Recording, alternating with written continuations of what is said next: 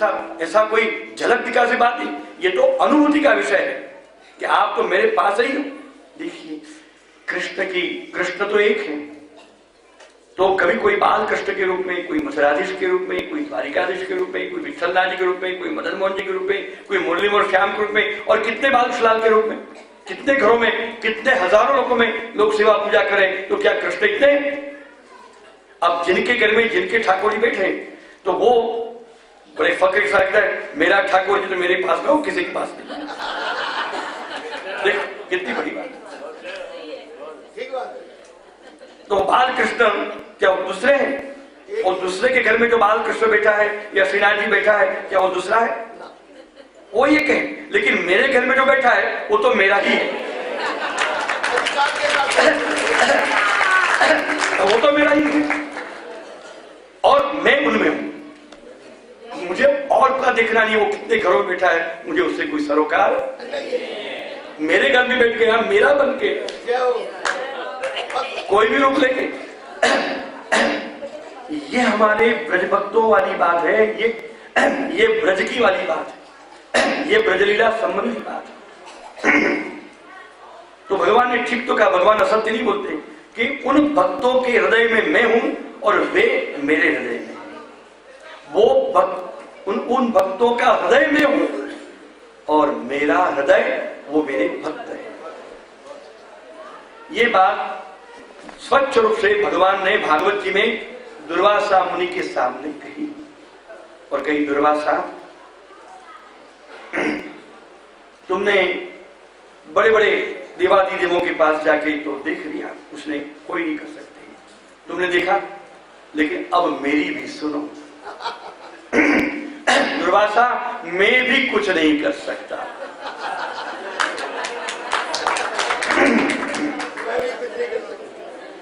मैं भी कुछ नहीं कर सकता। अहम भक्त पराधीनः यः स्वतंत्र योद्विजाः वशीकुर्वन्ति मां भक्त्या सस्त्रियः सत्पतिं यथा। हे दुर्वासा जी, मैं तो भक्त के पराधीन हूं, भक्त के अधीन हूं। मेरे भक्तों ने अपनी प्रेम लक्षणा भक्ति से, अपनी प्रेममयी सेवा से मुझे ऐसे वश में करके रखा है कि मैं उनके अधीन हो गया हूं। जिस प्रकार सत्स्त्रियः सत्पतिं यथा, जैसे एक सत स्त्री सतपति को अपनी प्रेम और सेवा से वश में कर लेती है। भगवान के शब्द क्या है, ये भी बराबर सुनना हो। शब्द शब्द सुनने जैसे होते हैं महापुरुषों के। भगवान ने सत स्त्री तो कही, एक अच्छी स्त्री जैसे सेवा से पुरुष को वश में कर लेती है, लेकिन साथ में एक शब्द और भी क्या, सतपति, अच्छा पति भी कर। क्या कि भगवान को अन्याय नहीं करते हो। भगवान पुरुष रूप धारण करके भी वो पुरुषों के पक्ष में दोनों बात कही। एक सत स्त्री अपने प्रेम और सेवा के सत सेवा से वो कौन को वश में कर सकती है, और कौन ऐसा पुरुष ऐसी स्त्री के इतनी समर्पण युक्त भावना से कौन वश में होता है, जो सतपति होता है। जो सतपति नहीं होता वो तो कितना भी कर लो कुछ असर नहीं होता है। वो भगवान जानते थे, इसलिए उन्हें पहले ही कह दिया कि मेरा कोई बीच में कोई गड़बड़ ना करे। सस्त्री सत्पतिम यथा, सत स्त्री सतपति को अपनी सत सेवा के द्वारा जिस प्रकार वशीभूत कर लेती है, ठीक उसी प्रकार सद्भक्ति से मेरे भक्त ने मुझे वश में करके रखा है, मैं उनके अधीन हूं। दुर्वासा जी, मैं इस चक्र सुदर्शन को आज्ञा नहीं दे सकता हूं, मैं भी लाचार हूं, मैं भी इन ब्रह्मा विष्णु महेश के समान मैं भी कुछ नहीं कर सकता। महाराज अब कहां जाऊं मैं, अब मैं कहां जाऊं, रो पड़े। भगवान ने कहा, दुर्वासा दुखी ना हो, भय मत करो, जाओ, मुझसे भी बड़ा अगर कोई है तो मेरा भक्त है। जाओ तुम फिर से अम्बरीश के पास और उनके चरण में अपना मस्तक रख के 108 बार दंडवत प्रणाम साष्टांग करो, उनसे क्षमा मांगो, वो क्षमा करेंगे तो सुदर्शन जी आ जाएंगे।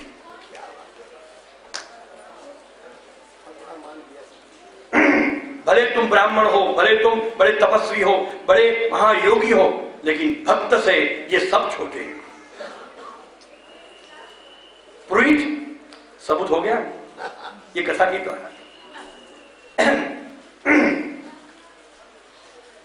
भगवान से बड़ा कौन? भक्त होता है। दुर्वासा जी को ये सत्य कटु समझ में आ गया।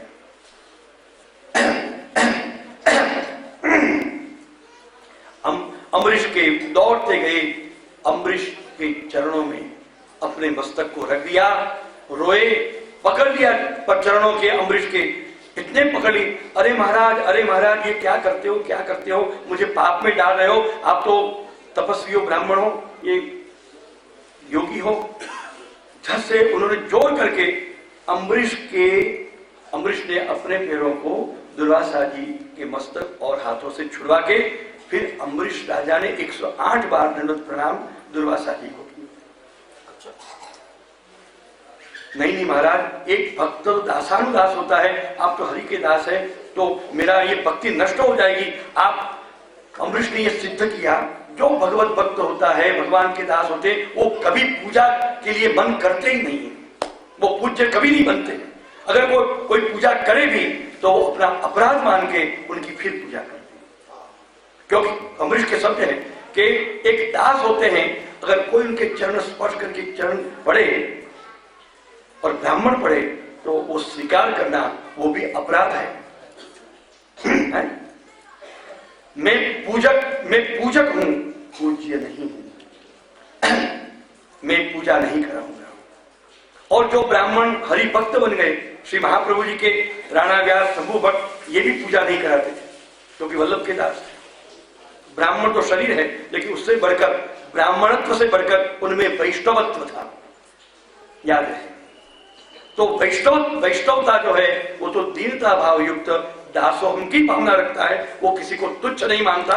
एक दास एक दूसरे दास को, एक भगवत भक्त को या कोई भी प्राणी मात्र को तुच्छ कैसे समझ सकता है? उनको धिक्कार कैसे कर सकता है? उसकी अवहेलना कैसे कर सकता है? उसको हेट कैसे कर सकता है? अगर ये करता है तो वो दास के रूप में उसकी पदच्युति हो जाती है। भगवान अपने चरणामृत से उसको छुट्टा कर देते हैं। दास्य भाव किसको कहते हैं? ये अम्बरीश से सीखो। अम्बरीश ने उनकी महाराज के, नहीं महाराज ऐसे भी हैं आप। मैंने जो जल पान करके भी धर्म का आचरण यदि किया है, फिर भी यदि आपको ये कष्ट हुआ, इतना जुड़ा पड़ा, उसकी मैं क्षमा मांगता हूं। देखिए दीनता, दैन्य में वेकम हरितोषण साध। दुर्वासा को अभी पता अम्बरीश का चला, मन ही मन बहुत प्रणाम किए। आज मुझे पता चला भगवान, भक्ति और भक्त, ये तीन भ क्या है, आज मुझे पता चला। और मैं कान पट्टी करता हूं, मैं भी ऐसा भक्त बनूंगा, मैं भी ऐसी भक्ति करूंगा ताकि ऐसे कृपालु दयालु भगवान तुम जैसे मुझे भी मिल जाए। दुर्वासा ने प्रण कर लिया और मन ही मन एक राजा क्षत्रिय अम्बरीश को, इस योगी तपस्वी ब्राह्मण ने उनको गुरु बना दिया। मन ही मन बनाया। तब से, ये दिन से महामुनि दुर्वासा ने न तो किस पर क्रोध किया और न किसी को शाप दिया। इसका प्रमाण आगे चल के कृष्ण लीला में आएगा, ब्रज में। तब वो ब्रज मंडल में घूमते रहे, ब्रज में झूमते रहे, भगवत दासों की भी सेवा करने लगे, उनकी सत्संग करने लगे, महिमा प्रकट होगी। इस प्रकार अद्भुत अम्बरीश के सुंदर चरित्र को यहां पर सुखदेव जी महाराज ने सुनाया।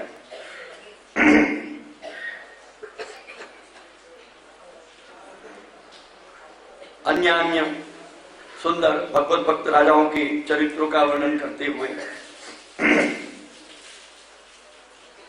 नहुष के वंश में उनके दूसरे पुत्र ययाति राजा पृथ्वी के सम्राट हुए। उनको 2 पत्नी थी, उनको 2 स्त्री थी, एक पत्नी थी और एक भार्या थी। अब देखो फिर से शब्द के पर्याय का फिर से भार्या भी वाइफ को ही कहा जाता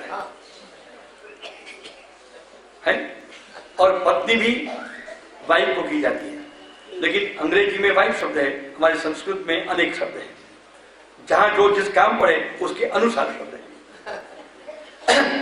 कि हमारी भाषा समृद्ध है। पत्युर्न अग्नि संयोग है, अग्नि की साक्षी में मंगल फेरे फिरकर जो हाथ पकड़ के धर्मशास्त्रोक्त पद्धति से विधिवत जो पाणी ग्रहण विवाह विधि संपन्न की जाती है उसको ही पत्नी की जाती है, लेकिन जो कोर्ट में मैरिज की हुई होती है उसको पत्नी शब्द लागू नहीं पड़ता है, वो केवल वाइफ ही होती है।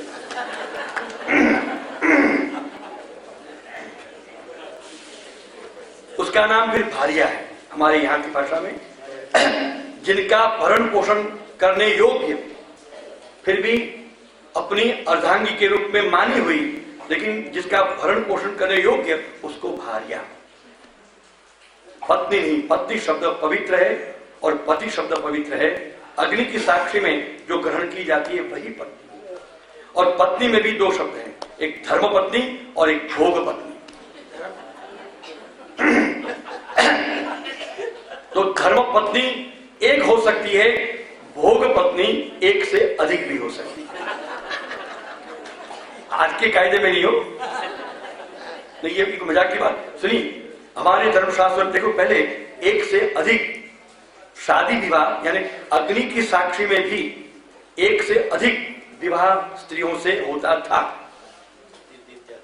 कोई भी विषय से, कोई ऐसे भी होता था, अधिकांश संतान के लिए होता था, पहली को संतान नहीं हुआ तो दूसरी स्त्री ब्याह लाए, लेकिन वो भी अग्नि की साक्षी में मंगल फेरे के साथ ही एक से अधिक होती थी, तो उसको पत्नी शब्द कहा जाता। लेकिन जो प्रथम पत्नी वही धर्म पत्नी कही जाती है, पीछे की पत्नी को धर्म पत्नी शब्द लागू नहीं होता है, समझे? उसको क्या शब्द भोग पत्नी, भोग पत्नी कही जाती है। और उसके बाद विवाह विधिवत नहीं किया हो और गंधर्व विवाह से, गंधर्व विवाह का भी क्रम अंगूठी होती है, वो एक दूसरे को देने पर मन से मान लिया, उसको भी अर्धांगिनी रूप में स्वीकार बताया गया शास्त्रों में, लेकिन वो भार्या के रूप में। किसका हरण करके ले आए?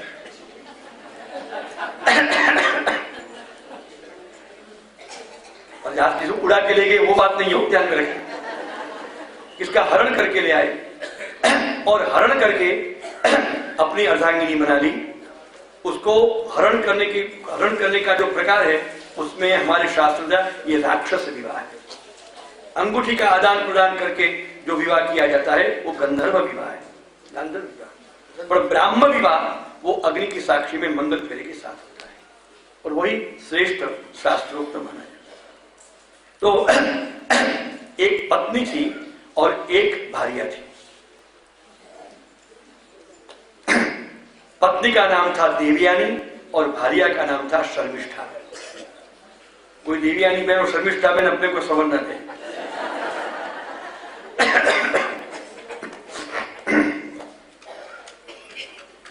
शर्याती महाराज थे, असुरों के एक राजा शर्याती थे, और असुरों के कुलगुरु शुक्राचार्य तो परंपरागत चले ही आ रहे थे। शुक्राचार्य की इकलौती बेटी जिसका नाम था देवयानी। ययाति राजा सम्राट थे, देवयानी शुक्राचार्य की बेटी थी। एक कच्छ करके बृहस्पति का पुत्र संजीवनी सीखने के लिए शुक्राचार्य के पास आए थे और विधिवत उनसे विद्या ग्रहण की। वो विद्यार्थी रूप में आए थे, शुक्राचार्य के घर में ही रहते थे, तो शुक्राचार्य की बेटी देवयानी को उसके प्रति आकर्षण हो गया था। जब वो विद्या संपन्न करके कच्छ अपने घर जाने लगे तो देवयानी ने उनको एकांत में कहा, हे कच्छ, मेरा मन तुम्हारे में आकृष्ट है और तुम मुझसे शादी कर लो। मेरे पिता को भी मेरे ब्याह के लिए चिंता है, वर ढूंढते हैं, लेकिन तुम बहुत योग्य पुत्र हो, योग्य कुल के हो, हमारा तुम्हारा बराबर ही है और मेरा मन भी तुम्हारे में है। कच्छ ने कहा कि देवी,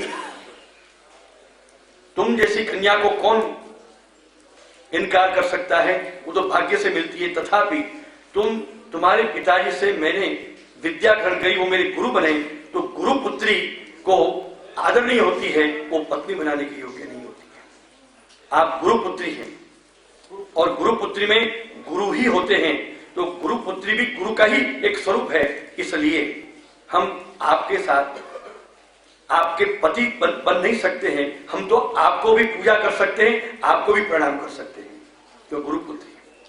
तो ऐसा करके उसने दंडवत प्रणाम देवयानी को करके वो चले गए। तो चले जा रहे थे, तो देवयानी को इस सत्य का स्वीकार नहीं कर सकी, तो उसने शाप दे दिया कि जाओ, तुम जो विद्या मेरे पिता से गए वो तुम भूल जाओगे।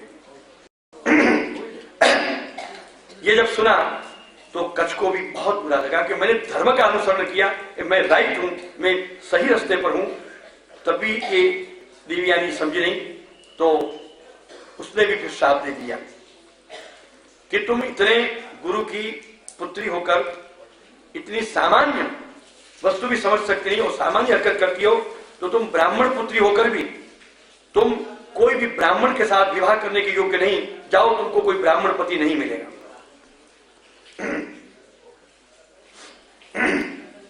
क्योंकि इसके पहले ययाति के चरित्र में राजा परीक्षित ने प्रश्न किया, जब वर्णन आया कि दो पत्नी थी, एक शुक्राचार्य की पुत्री देवयानी थी और एक शर्मिष्ठा जो शरियाती की पुत्री थी, राजा की लड़की थी, राजकुमारी थी।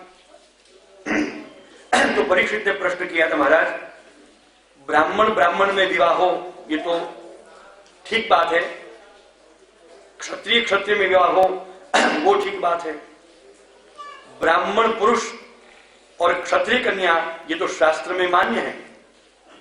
देखो, कई ऋषि मुनियों में कई राजकन्याएं क्षत्रिय ही उनकी धर्मपत्नी बनी थी और ब्राह्मणत्व को प्राप्त हुई थी। पर महाराज, ये तो प्रतिलोम विवाह की बात है, वो तो कोई श्रेष्ठ बात धर्मशास्त्र नहीं मानते। तो शुक्राचार्य जी की ब्राह्मण पुत्री और क्षत्रिय राजा के साथ कैसे ब्याही, ये कोई बात समझ में नहीं आई, ये तो प्रतिलोम विवाह हुआ। और ऐसा कैसे हो, राजा भी धर्म के रक्षक होते हैं और पुरोहित वो तो धर्म के प्रवक्ता है, ऐसा विवाह दोनों ने कैसे किया? परीक्षित राजा भी बड़े सतर्क थे, ऐसी बात सुन ली और आगे बढ़ो, ऐसी बात नहीं थी। तो उसके जवाब में इसका पूरा वृत्तांत कहा था।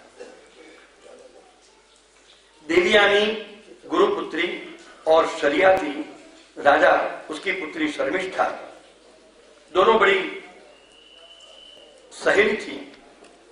उपवन उद्यान में खेल कूद करती हुई एक तालाब नदी थी, उसमें वस्त्र उतार के सब नहाने गई थी, जल क्रीड़ा कर रही थी। महादेव जी की गणपति आदि नंदी आदि पधारे तो समझ गई, सबने अपने अपने वस्त्र झट ले लिए।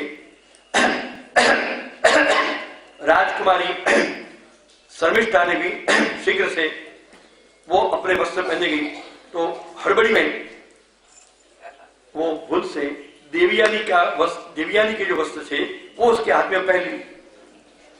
वो एक वस्त्र की जोड़ एक पड़ी थी, तो देवयानी जब ली तो दिखाई तो राजरानी ये राजकुमारी के वस्त्र हैं, और जब देखा कौन ने मेरे वस्त्र पहने तो शर्मिष्ठा ने पहने थे। तो देवयानी बड़ी कुपित हो, शॉर्ट टेम्पर तो पहले ही थी, बड़ी आग बबूला हो गई। राजकुमारी शर्मिष्ठा जी को उन्होंने इतनी जली कटी सुना दी, बहुत उसका अपमान किया। तो शर्मिष्ठा आखिर तो थी राजकुमारी, एकदम वो भी क्रुद्ध हो गई। मैं तुमको शुक्राचार्य की पुत्री समझ के सम्मान देती हूं, तुम तो अपने हद से बाहर जाती हो, मुझे कितनी जली कटी और न कहने की बातें सुनाई हो। देखो सुनो, आखिर तुम लोग ब्राह्मण लोग हो, हमारे टुकड़े पर पलने वाले हो और हमारे से भीख मांग के खाते हो। चाहे कुल पुरोहित क्यों पुरोहित हो तो भी आखिर तो भिक्षा मांग के खाने वाले तुम हमारे पिताजी के पोसे हुए आश्रित हो, और तुम छोटी मुंह बड़ी बात हमसे करती हो। मैं राजकुमारी, आई एम प्रिंसेस।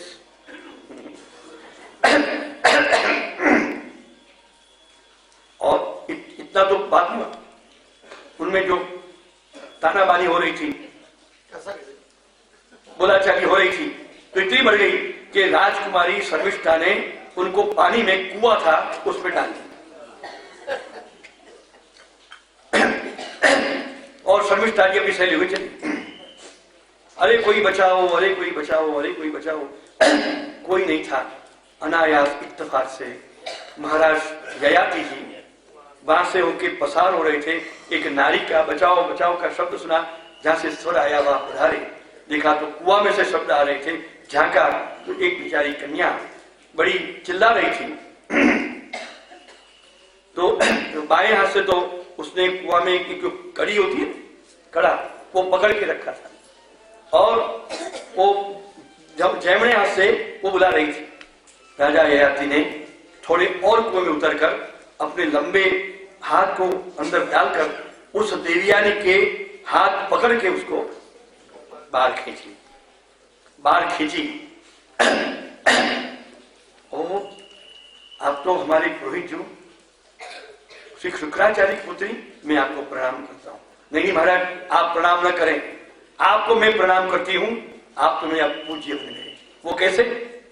देखिए, मेरा हाथ जमना दाहिना आज तक कोई पुरुष ने पकड़ा नहीं, आप भी पहले पुरुष है जिसने मेरा जेवड़ा हाथ पकड़ा, तो आप आज से मेरे पति बन गए, गले पड़ गए।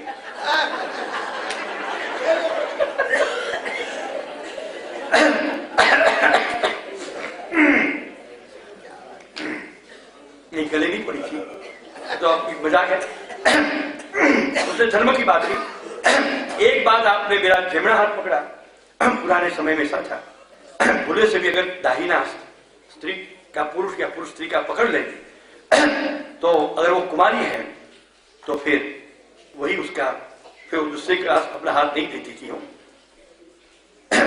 तो महाराज, अब तो ये मैं कहीं जा नहीं सकती हूँ, और मुझे श्राप भी था कि मुझे ब्राह्मण पति नहीं मिलेगा। तो आज देखो, ये श्राप आज सिद्ध भी हो रहा है। आप ही मेरे भाग्य में हाथ पकड़ने वाले पहले आए, कोई भी सोच। या थी महाराज अपने घर गए, देवयानी गई, रोती रोती गई, शुक्राचार्य से बहुत चिल्लाई और कहा कि हम लोग इनके टुकड़े खा रहे हैं, हम इनके आश्रित हैं, हम तो भीख मंगे हैं, ऐसे से बात करके सब पिताजी को बोले। इधर शुक्राचार्य जी को बड़ा क्रोध आया, अपने आप को धिक्कार करने लगे। धिक्कारे पुरोहित परा, धिक्कारे ये इनके यहाँ राजाओं के यहाँ रहना, ये अमीरों के यहाँ रहना, इन लोगों की अक्कल नहीं है, इनके परिवार में अक्कल नहीं है, ये धन के घमंडी है, आदि आदि। और वो अपने राजा के दिए हुए जो मकाम थे उसको छोड़ के पोटले बांध के, चल बेटा अपन चलते हैं, छोड़ देंगे। तो चलने लगे, कहीं और जाने लगे, और शरियाती महाराज को खबर पड़ गई, अरे शुक्राचार्य जैसे महान सिद्ध और इतने हमारे रक्षक, अगर वो चले गए और कहीं देवों के पास चले गए तो मामला चौपट हो जाएगा, ये संजीवनी विद्या जानते हैं। वो दौड़े, एकदम दौड़ के उनके चरण पकड़ लिए, महाराज मेरी लड़की से अगर कोई भी भूल हुई हो तो मैं बार बार आपकी क्षमा मांगता हूँ। कितनी बार दंडन किए, कितने अनुनय किए, कितने विनय किए, बहुत मनाए, बहुत पटाए। शुक्राचार्य जी पिघले, वापस आए। शरियाती देवयानी ने कहा, आज पिताजी देखिए, इसकी ये दीनता के मां आप मत आ जाना। क्या कहा बेटी ने? ये राजा की दीनता में मत आ जाना, इसके अहम का तो भंग करना ही चाहिए, ये भी आपका कर्तव्य है। आप कहिए कि मैं कहीं भी दैव इच्छा से कहीं भी मैं ब्याहूं, कोई भी घर में, इनकी राजकुमारी शर्मिष्ठा मेरी दासी जीवन भर करके बनी रहे, ये उसको दंड दीजिए।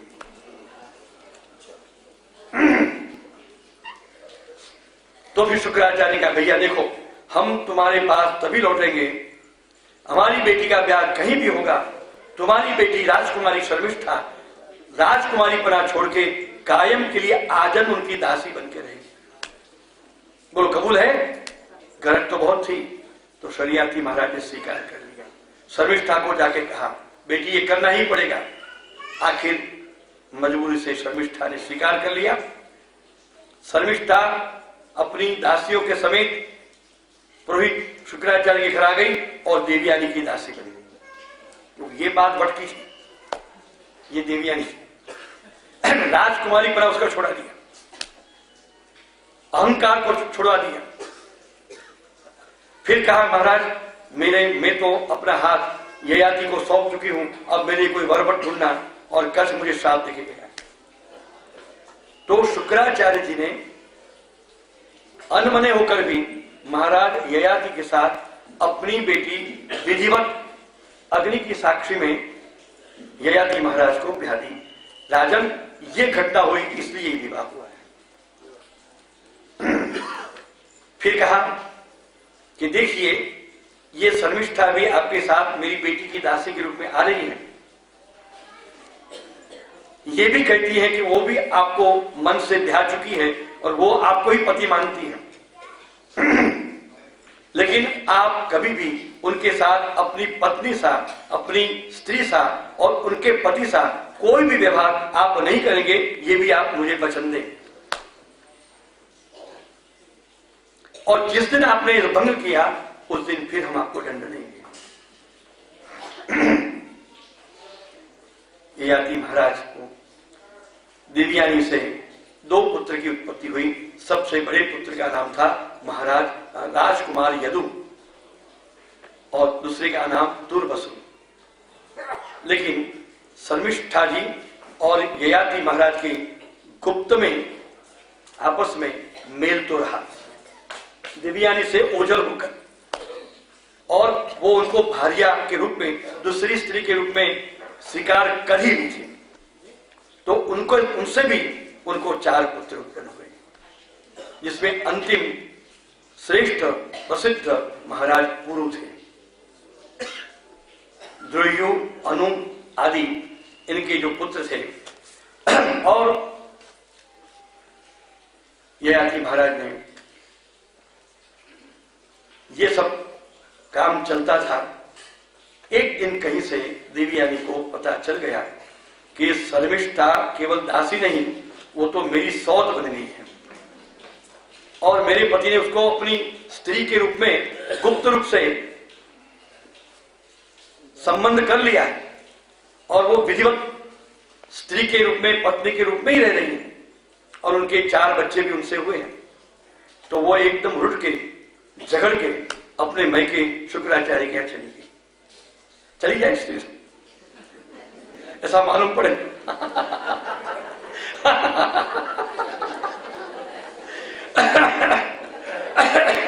तो वो अपने मैके चली गई, रोती रोती आई। क्यों बेटा, क्या हुआ, क्यों रोती रोती आई, क्या बात है? उसने कहा कि आपके दामाद ने आपको वचन देकर भी वो शर्मिष्ठा को भी मेरी समान दूसरी भार्या के रूप में स्वीकार कर लिया है और उसे 4 बच्चे भी उत्पन्न हुए हैं। मैं वहां नहीं जाऊंगी, मैं बहुत दुखी हूं। शुक्राचार्य जी बड़े क्रोध में आ गए। दामाद ययाति महाराज को बुलाए। क्यों राजन, मैंने आपसे वचन लिया था, आपने काम के वशीभूत होकर गुप्त रूप से इसके साथ संबंध किया और यहां तक इसको पत्नी बना डाले और उसके साथ संतान भी पैदा की। मैं आपको श्राप देता हूं कि आपकी ये वासना जिसमें जवान अवस्था में रहती है, ये आपके नष्ट करने वाली, आपको अकाल वृद्धत्व प्राप्त हो जाए, आप 90 साल के वृद्ध हो, इस प्रकार का आपका रूप और शक्ति हो जाए। क्या पूछना था? ब्राह्मण का श्राप था। देखते देखते वहीं पर ययाति महाराज 90-99 साल की वृद्ध जैसे बन गए। हाथ में गिरने लगे, पड़ने लगे, दांत नहीं थे, कुरूप हो गए। देवयानी देखती है और फिर रोने लगती है। पिताजी, ये आपने आपकी दामाद को दंड दिया या मुझको भी दंड दे दिया? ये तो मुझको ही दंड हो गया। मेरे पति को इतना इतना ऐसा बना के आपने तो मेरी भी भावनाएं नष्ट कर दी, अब मेरा क्या होगा? देखो बेटी, मेरे वचन निकल गए और सत्य पड़ गए हैं। महाराज, ये तो आपने मुझे दंड दिया, मैं आपको नहीं माफ कर सकती हूँ पिताजी। नहीं बेटी, ऐसा मत बोल। देख, इन ययाति राजा के तुम दोनों के बच्चों में से, बालकों में से कोई भी संकल्प करके इनका बुढ़ापा ले लेगा और अपनी जवानी देगा तो तुम्हारा पति ययाति फिर से जवान हो जाएगा, लेकिन वो लड़का तो बुढ़ा हो जाए।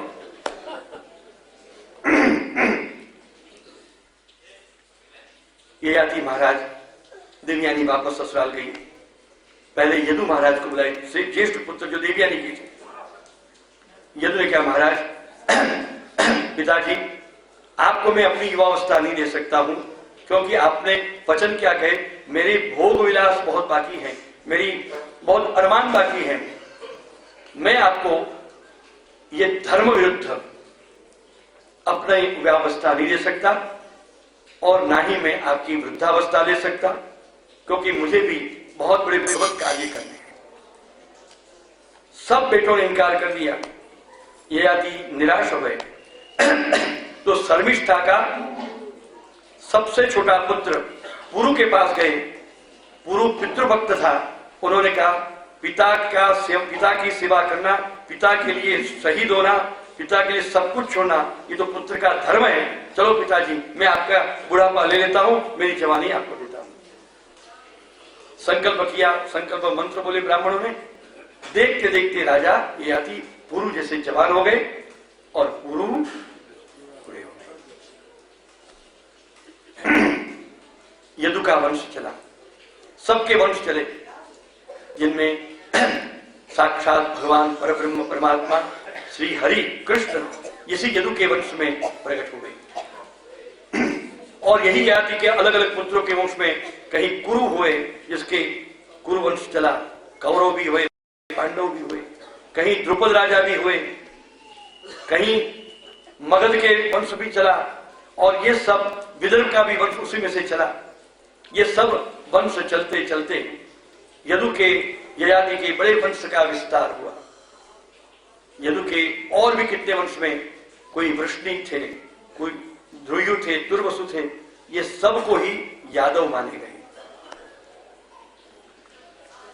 श्रीमद् भागवत का 9वां स्कंद यहां तक आया। उसके पहले भगवान सूर्यवंश का वर्णन सुखदेव जी महाराज ने किया। सूर्यवंश के वर्णन करते हुए महाराज दिलीप, उसके पुत्र रघु, महाराज दिलीप और रघु आदि सब हुए, और दशरथ भी उनके पुत्र के में प्रकट हुए। और दशरथ के यहाँ पर परब्रह्म परमात्मा ने 15 कला परिपूर्ण, 4 में से भी जो 2 मुख्य, वो मुख्य वाला अवतार भगवान श्री राम के रूप में कौशल्या माता के कोख से अवतार था। बोलो श्री रामचंद्र,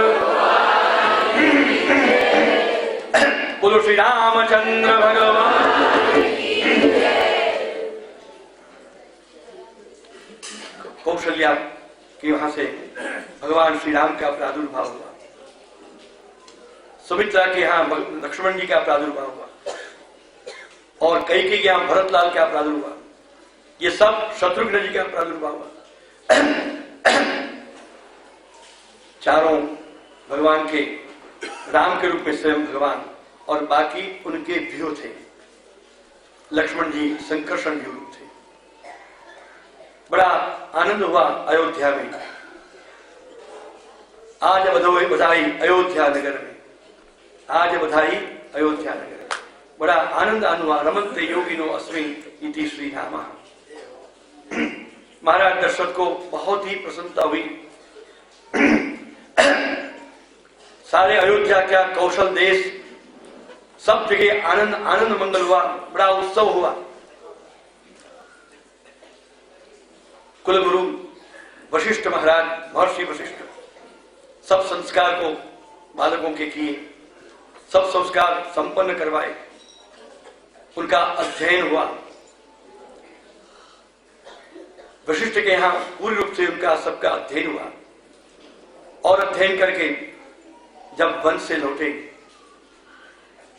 किशोर अवस्था युवावस्था में पदार्पण ही किए थे, बड़े बड़े काक पक्ष को धारण किए हुए थे। अथ कौशिकेन किल कृतेश्वरो राम मध्वर दिखात शांतये काक पक्षधर मेत्ययाति तेजसां हि वयन् समीक्ष्यते। कवि कुल कालिदास ने बहुत सुंदर रघुवंश में ये सुंदर राम जी के पधारने का वर्णन किया है। क्यों सर? ये कालिदास जी, ये शास्त्री जी के मालवा के थे और इन्होंने जो मेघदूत लिखा था वो दशपुर, इनको ही आज मंदसौर कहते हैं। तो भगवान श्री राम पधारे, तभी विश्वामित्र ऋषि भी वहां पर आ चमके। अरे महाराज दशरथ, बड़ा गजब हो गया है, हम सब ऋषि मुनियों को, ब्राह्मणों को, यज्ञ यागादि में हमारे सब आश्रम को वो ताड़का ये तहस नहस कर दिया है और हवन में हड्डियां डालती है। तब से वो कहावत चली, क्यों हवन में हड्डियां डालते हैं? जो हवन में हड्डियां डालते हैं ऐसे कार्य करने वाले ताड़का के रूप होते हैं। महाराज तो चलो मैं अपनी सेना भेजता हूं, आपकी सेना कोई काम नहीं करेगी, सेना को तो वो सब राक्षसी लोग खा जाएंगे। तो कहना क्या चाहते हो? आपके ये दो कुमार राम लक्ष्मण, आप केवल दो ही भेज दीजिए, मेरा काम हो जाएगा। दशरथ जी कहते हैं आपकी आज्ञा, आप तो ऋषि मुनि हो, इनकार कैसे कर सकता हूं? देखो तो सही, अभी अभी तो बेचारे इतने किशोर अवस्था को अभी युवावस्था करने ही वाले हैं और काक पक्ष भी अभी तो धारण किए हैं, उनके काक पक्ष भी कटे नहीं, तो ब्रह्मचर्य वस्त्र में इनने नन्हे मुन्ने मेरे कुमारों को इतने बड़े ताड़का जैसी राक्षसी को मारने के कैसे भेज दूंगा? तब वो विश्वामित्र कहते हैं तेजसाम ही वयन् समीक्ष्यते।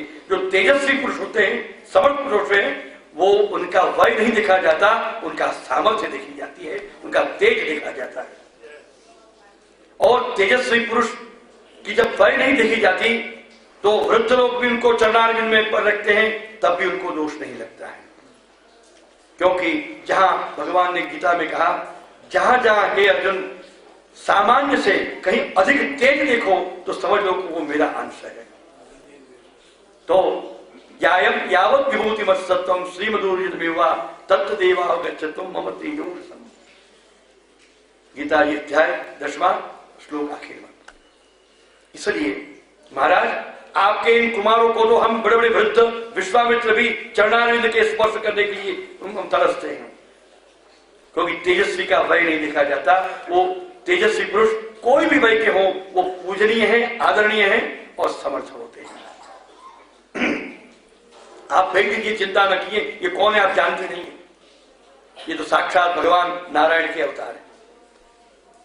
विश्वामित्र के साथ गए, ताड़का को मार दी, ताड़का का वध किया, यज्ञ का रक्षण किया। अब युवावस्था में आप आ गए थे। जनकपुर विदेह राज ने स्वयंवर सीता जी का रचा था, परशुराम जी का धनुष रखा था, जो धनुष भंग करेगा उसी को ही मेरी कन्या ब्याहेगी।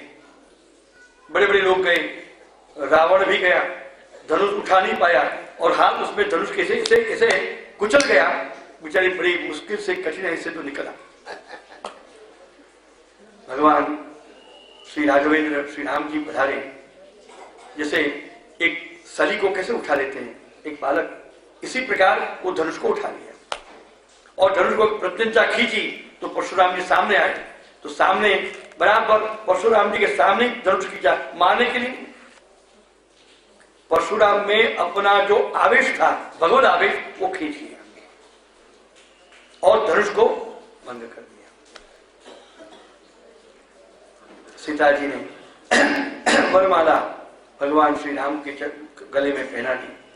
धूमधाम से चारों भाइयों के भी विविध राजकन्याओं के साथ विवाह हो गया। भगवान राघवेंद्र सीता जी को लेकर पधारे। बड़ा भारी आनंद मंगल हुआ गृह प्रवेश का। पूरी अयोध्या को श्रृंगार की गई। सब लोग इतने आनंद मंगल हुआ। दशरथ ने अरिसे में देखा, मैं वृद्ध हो चुका हूं, चलो राम जैसा बेटा, सीता जैसी बहू, अब मुझे वन में जाके भजन करना चाहिए। कल मैं पूरा साम्राज्य मेरे ज्येष्ठ पुत्र श्री राम को सौंप दूंगा।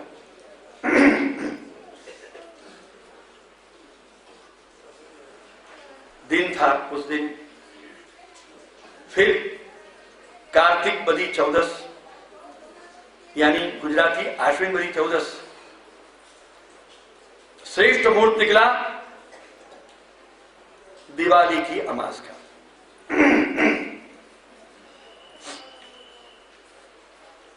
बोले नहीं, वो घोषित करने ही वाले थे, कल मैं घोषित करूंगा, अपने हाथ से राज मुकुट श्री राम को पहना दूंगा। हमारे कवि बोलते हैं, न जाने जानकी नाथो प्रभाते किम भविष्य। अरे जानकी नाथ राम तो सब जानते थे, पर वो कहते शायद राम ने जाना नहीं होगा कि कल क्या होगा, राज मुकुट सर पर आएगा या वन का वास होगा। कैकेयी को कैसे पता चल गया? बहुत साल पहले रथ में अंगुली रख के रथ की रक्षा की थी और दशरथ से वरदान मांगा था, तो मौके आने पर मैं ले लूंगी, ऐसे एक सुंदर बात कही थी। कैकेयी ने दशरथ जी को विनती की, महाराज आपने मुझे वरदान दिया था, वचन दिया था, वो समय आया है, आज मैं मांगती, मुझे दीजिए। क्या बात कि राम को वनवास और भरत को राज्यासन। दशरथ बड़े दुखी हुए, वचनबद्ध थे।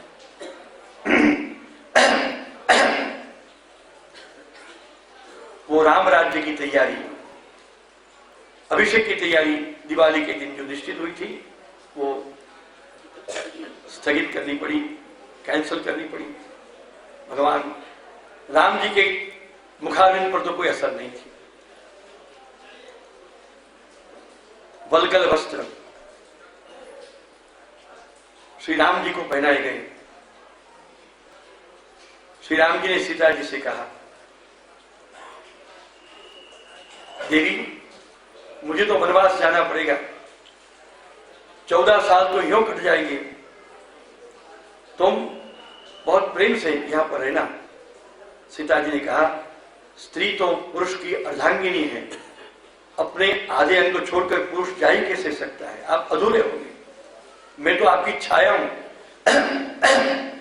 छाया कभी जैसे बिछड़ नहीं सकती, तो मैं आपके साथ चलूंगी। और सीता जी को भी वल्गल वस्त्र पहनाए गए। भ्राता लक्ष्मण, माता सीता जैसी आपकी छाया है, मैं तो आपके चरण का दास हूं, चरण के रज से सना हुआ हूं। मैं स्वामी को छोड़कर, मैं भ्राता नहीं, आपका दास हूं, आप मेरे स्वामी। बिना स्वामी सेवक नहीं कैसे सकता है, मैं भी आपके साथ चलूंगा। भरत ने कहा, मैं राजा नहीं बनूंगा, मैं राजा नहीं बनूंगा, राजा तो राम है। दशरथ जी को आघात लगा, सिधार गए। राम जी वनवास चले गए, भरत राजा नहीं हुए। माता कैकेयी को बहुत डांटा फटकारा। श्री राम जी को कहा, आगे चल के, हे प्रभु और कुछ नहीं, आपकी पादुका मुझे प्रदान कीजिए, ताकि राज सिंहासन पर उसको पधरा के आपके आड़ी से, आपके तरफ से प्रजा दुखी ना हो, मैं राम राज्य चलाने का प्रयत्न करूंगा। भगवान श्री राम ने धरी हुई पादुका भरत जी को दे दी। भरत जी ने उस पादुका सिंहासन पर बधाई। राम चले वनवास। बीच में ये लीला क्यों की थी? एक आपत्ति करके, विपत्ति करके एक नारी थी जो जगत में कभी कभी सबको आती है। वो कहने लगी, महाराज सब मुझे धिक्कार करते हैं, सब मुझे नफरत करते हैं, मेरा कोई नहीं है, मैं बहुत दुखी हूं। श्री राम जी ने कहा, अरे तुम दुखी क्यों होती हो? जिसका कोई नहीं उसका राम।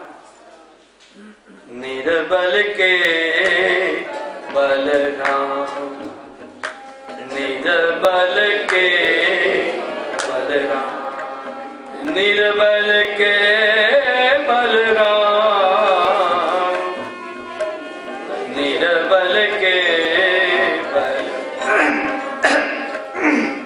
अब बल तप बल और है बाहुबल, चौथा है बलराम।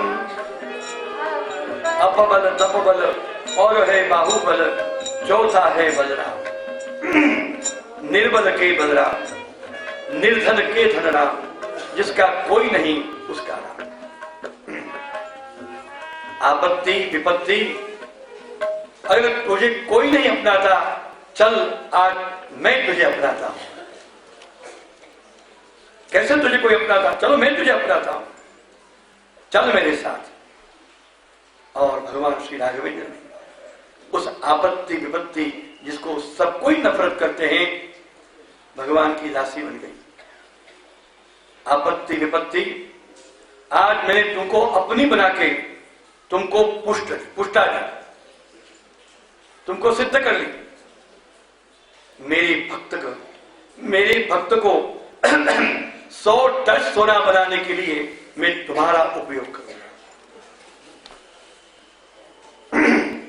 मेरे भक्तों को 100 टच सोना बनाने के लिए तुम मेरे काम में आओगी। समझो, जैसे महाराज की आज्ञा। तो भगवान अपने भक्तों के रहे सहे दोष को दूर करने के लिए आपत्ति विपत्ति रूप कसौटी करते हुए उनको तपा के उनको बड़े 100 टच सोना करते हैं, क्योंकि अग्नि में जाके सोना भस्म नहीं होता, उसमें जो भेलसेल होती है वो भस्म हो जाती है, पीतल होती है वो भस्म हो जाता है। तो ये आपत्ति को अपना ली भगवान श्री राम ने। ये वनवास के दरमियान कितने भक्तों का उद्धार किया, कितने भक्तों का अपने साथ ही एक दर्शन दिए। लीला का काम तो ऐसा ही बनता था। अगर वो राम राज्याभिषेक हो गया होता तो बात तो समाप्त होती और रामायण नहीं लिखी जाती, लेकिन लिखी तो तब गई भगवान का वनवास हुआ।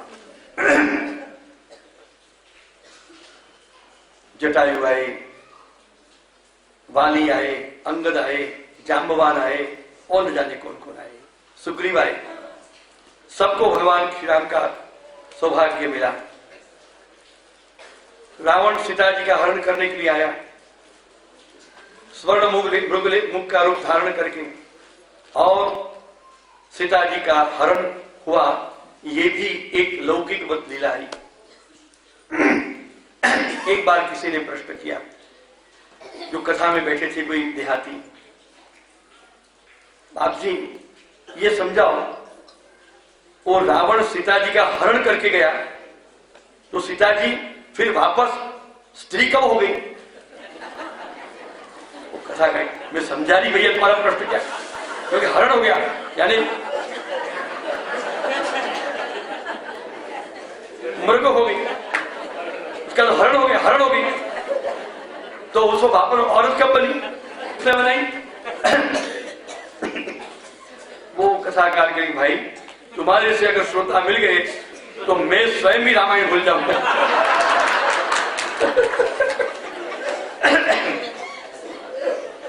हमें कथा ऐसे ही सुनी हो, सीता जी का हरण नहीं बनाना है। सीता जी का राम हरण कर गया। जटायु का प्रसंग भी आया। राम रावण युद्ध हुआ।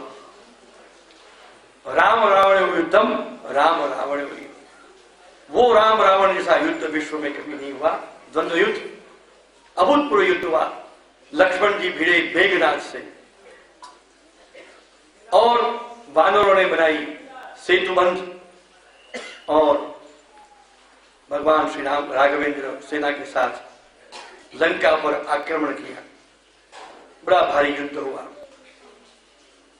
हनुमान जी ने लंका को जलाई और आखिरकार रावण का वध हुआ।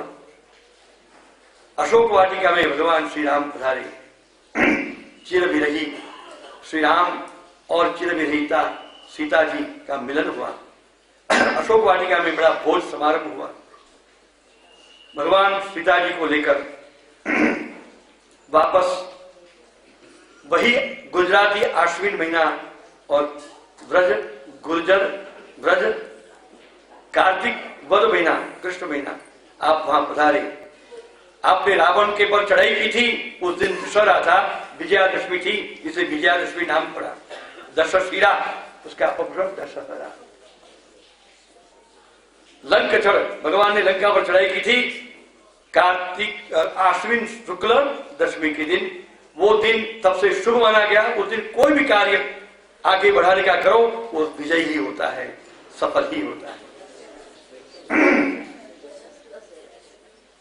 भगवान के चरण में विभीषण भी शरण में आए थे, उनको भी अपना लिया। भगवान राघवेंद्र सीता जी के समेत, लक्ष्मण जी सहित, हनुमान जी समेत श्री अयोध्या में वापस पधारे।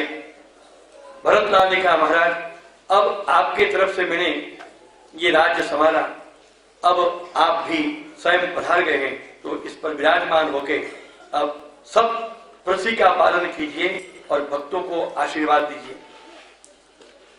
राम जी ने कहा, मेरे पितृचरण दशरथ राजा ने जो दिन मुकर्रर किया था, निश्चित किया था, वही दिवाली का दिन ही मेरा राज्याभिषेक होगा।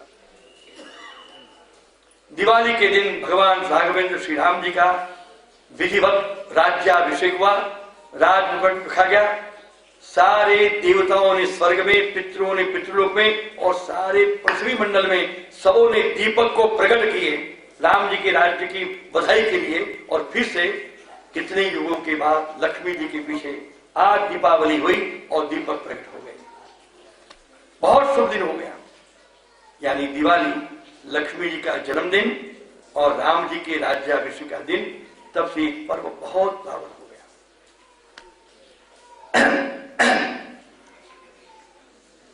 प्रेम से भगवान श्री राम ने अयोध्या में पृथ्वी का पालन किया। आपको लव कुश आगे चल के पुत्र उत्पन्न होने वाले थे। कोई धोबी ने कहा, ताना दिया, आप नगर चर्या करने पधारे थे। लोकतंत्रवादी राजा होते हुए लोकतंत्रवादी भगवान श्री राम ने निश्चय किया कि जो लोग पसंद नहीं करते तो अपनी प्रियतमा सीता जी को बड़े अनमने से होके लक्ष्मण जी के द्वारा उनको विदाई की, घर से जाने को बोला। लक्ष्मण जी उनको वाल्मीकि ऋषि के आश्रम में छोड़ आए। सगर्भा सीता जी की भगवान श्री राम ने दिल से तो त्याग नहीं किया था, पर लोकवायिका जो थी, प्रजा जो नहीं चाहे वो नहीं करना। राजा होते हुए भी प्रजा की बात सुनी। आप सीता जी वाल्मीकि के आश्रम में पधारे। महर्षि वाल्मीकि ने उनकी बहुत खातिर प्रयास की।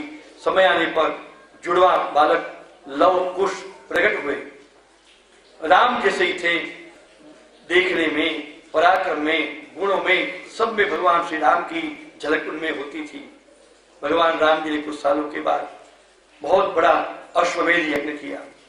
अश्वमेध यज्ञ में घोड़ा होता है, वो आगे आगे चलता है, सेना पीछे चलती है और सब राज्यों को, देशों को लड़के या झुका के, कब्जे करके, सबको साम्राज्य स्थापित करके आखिर में यज्ञ होता है, वो अश्वमेध यज्ञ है। सब पृथ्वी को जीतते जीतते भगवान श्री राम की सेना जब गुजर रही थी वाल्मीकि आश्रम के पास, तो लव और कुश ने उस घोड़े को पकड़ा और चुनौती दी कि हम राम से युद्ध करना चाहते हैं। घोड़े को पकड़ा। घोड़े को पकड़ने का अर्थ होता था कि हम तुम्हारी हुकूमत को तुम्हारी सर्वपिता को नहीं मानते हैं और हमसे लड़ो। सेना की सेनापति ने भगवान श्री राम को जाके कहा, हमारे सामने कोई सेनाएं नहीं थी, लेकिन बड़े दिव्य, महाराज क्या कहूं, बिल्कुल दर्शन में आपका ही दूसरे रूप थे। हमको लगा ये दो राम वापस युवान राम कहां से आ गए। उन्होंने चुनौती दी, घोड़े को पकड़ा है और लड़ना चाहते हैं और कहते हैं कि आप भगवान श्री राघवेंद्र राम से ही हम द्वंद्व युद्ध करेंगे। भगवान श्री राम खड़े हुए। भगवान के नाते तो सब समझते थे, लेकिन लौकिक मत, चलो देखिए वो कौन भाग्यशाली युवान है जो हमसे भिड़ने के लिए तैयार है। धनुर्धारी राम शस्त्र अस्त्र लेकर पधारे। सेना को बोल दिया, नहीं सेना नहीं आएगी, मैं अकेला जाता हूं। उनकी चुनौती का स्वीकार करता हूं। अपने जैसे बिल्कुल, और सीता की भी झलक जिसमें झलकती थी, यो भी समझ गए और यो तो पुरुषोत्तम के रूप में समझती थी। देखा क्या ये पुत्रों में कितना बल है। युद्ध पिता पुत्र में हुआ, बड़ा भारी युद्ध हुआ। एक दूसरे से बिल्कुल दिखते नहीं थे। महाराज वशिष्ठ की विनती से, वाल्मीकि महाराज के पधारने से उनका श्रवण हुआ और कहा, महाराज ये तो आपके ही उरु, आपके अपना ही रक्त है और आपके ही पुत्र है। राम के साथ भिड़ने के लिए किसी की ताकत है देवों की भी, वो तो लव कुश ही कर सकते हैं। लव कुश को भगवान श्री राम ने गले लगाया। भगवान श्री राम ने गले लगाया और कहा, अब सीता जी को बा इज्जत बा बुलाए जा, फिर से अयोध्या में लाए जाए। चलो मैं खुद सीता के पास, तुम्हारी मां के पास आता हूं। भगवान श्री राम के पधारने के पूर्व ही सीता जी ने प्रार्थना की, हे माता, हे भूमि, मैं तुम्हारी संतति हूं, तुम मुझको अपने में संभालो। सीता जी भूमि माता प्रकट हुई, गोदी में बिठा ली और सीता जी को अपने में संभाली। लव कुश को राज्य धुरा सौंप कर भगवान श्री राम जी सब सेवक समेत, भ्राताओं समेत अयोध्या की सरजू नदी में सबके समेत आप पधारे और देखते देखते सरजू नदी में आप अंतर्ध्यान तिरोहित हो गए। वो स्थल को अयोध्या में सरजू नदी बड़ा पावन तीर्थ माना जाता है, जहां आप लोग भगवत कृपा से संभवतः 14 तारीख को जाने ही वाले हैं। हमारे पर भी भगवत कृपा होगी तो हम भी तुम्हारे साथ आने का सौभाग्य पाएंगे।